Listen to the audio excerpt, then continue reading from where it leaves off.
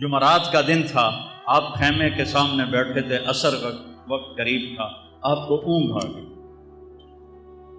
تو آنکھ کھولی تو ہنسنے لگے۔ آپ نے حضرت زینب نے پوچھا کیوں ہنس رہے ہو؟ موت تو سر تے کھلی۔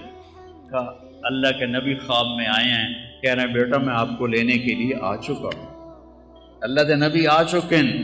حضرت ام سلمہ نے شہادت کے وقت خواب دیکھا، آپ کی بیگم آخری فوت ہوئی ام سلمہ، کہ آپ کے پگڑی میں مٹی ہے، بلکہ پگڑی ہے ہی نہیں، بالوں میں مٹی ہے، داڑھی پہ مٹی ہے، پورے وجود پہ مٹی ہے۔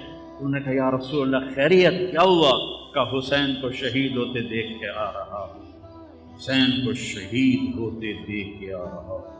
عبداللہ ابن عباس سے خواب دیکھا، آپ کے ہاتھ میں ایک بوتل ہے اور اس میں آپ خون ڈال رہے ہیں، بوتل ایتھو تک ہے، ایتھو خالی ہے، آپ اس میں خون ڈال رہے ہیں۔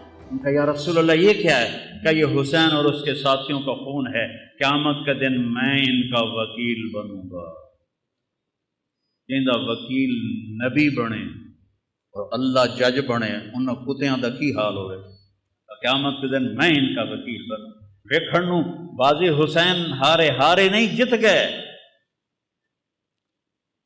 جت گئے جت گئے جت گئے۔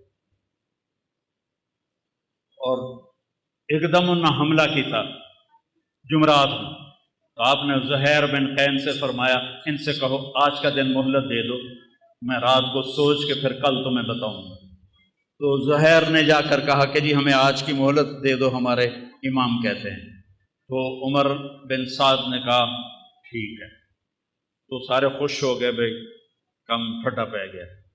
تو جب رات ہوئی نا تو سب کو اکٹھا کیا، دیکھو میں نے مہلت اس لیے مانگی ہے کہ تم میں جو جانا چاہتا ہے نا آج رات کو نکل جائے، کیونکہ انہیں تمہاری ضرورت ہے، انہیں صرف میری ضرورت ہے۔